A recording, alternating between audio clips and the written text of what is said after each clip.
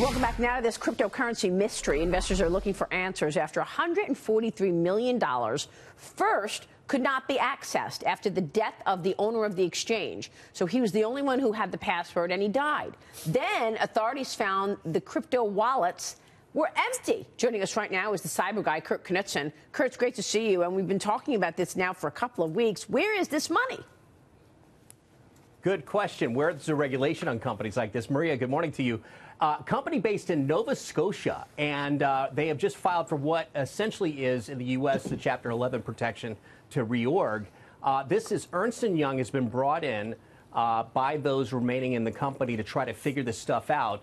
Fact of the matter is, of about 110,000 plus customer accounts, they have zero access to them. And what this owner or this director of this company did was he was the only guy with a password. And for protection, they take sometimes digital currency, cryptocurrency, and they put it in what's called cold storage, meaning it's away from the internet so that no one can get access to it, such as hackers. Well, he's the only guy with a password. Then they finally break in to figure out what's in there. Nothing's in there. And then they find out that also he has apparently, through some not normal means, created 14 additional accounts. And right now, as this investigation is ongoing, they're trying to find out, is there anything more in those extra accounts, or did he create more than 14 accounts where this currency could be sitting? Right now, investors they can do nothing. They can just sit there and go, okay, we've probably lost it all. Kurt, it's Jonathan Hoenig. Something is tremendously fishy about this whole exchange of where exactly the CEO went. But what about Bitcoin, the big picture now? 2 years ago, Bitcoin and cryptocurrencies was all anyone investment-wise was talking about now. Is the fever back at all? I know it's had a little bit of a bounce despite this terrible news about this exchange going bankrupt. You know, cryptocurrency, kind of good question. So cryptocurrency is very much hot in one side of the party, just like politics in this country right now.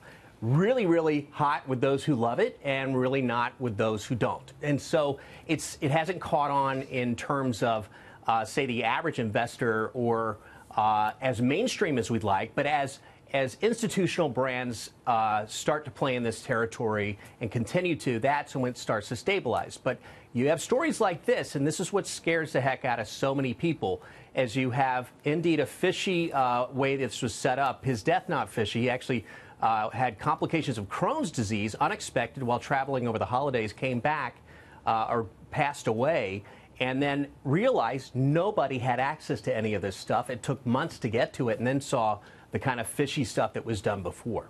Yeah, it's pretty incredible that a reward of $100,000 was announced for any information leading to this money. Kurt. And Maria, that's just one customer that's saying, hey, I'll give you $100,000 if you could just find some of my money. So what do you think this does to the crypto industry? I mean, does this do damage to the whole idea that your money is safe? Yes, I think it does two things. One, for us as investors, we go, okay, hang on, I'm gonna just hold off on this, so we get scared away. And then number two, you have the idea that we potentially should be regulating this in a more stable way, so we don't have the ability to have one person with a password on multiple millions of dollars. There you go. The R word, Jonathan. Well, the irony is that, the Winklevoss twins for years now have been trying to get a Bitcoin ETF launched. A lot of the exchange regulators here at home have made that more difficult. So, when it comes to crypto, it has been the Wild West, Kurt, has it not, for a lot of investors who, in the old days, they physically bought those coins, but now a lot of the crypto trading is done on exchanges that aren't even regulated by domestic regulators. And that we in the U.S. can't get to and can't regulate because by nature, by the fact that they want to avoid regulation, they're setting up shop in places like this company. Quadrico CX is put up in Nova Scotia.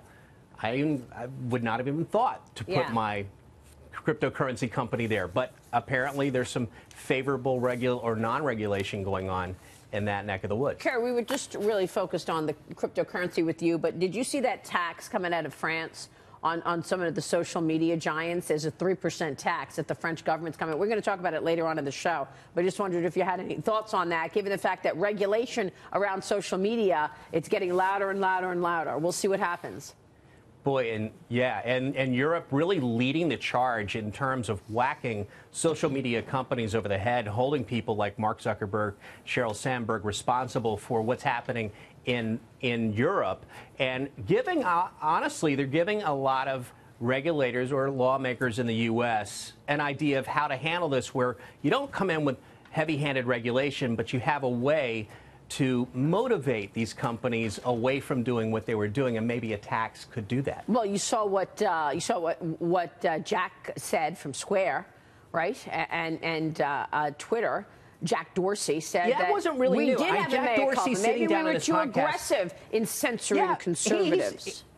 To his credit, he's been forthright, saying, yeah, we're wrong from the get-go. As soon as we came out saying, look what you did and how you're spreading fake news and lies and whatnot, he honestly was right out there. He was. He testified. Saying, he was one of the first guilty. to testify in Congress, too. Kurt, it's good to see you this morning. Thank you. You're right about that.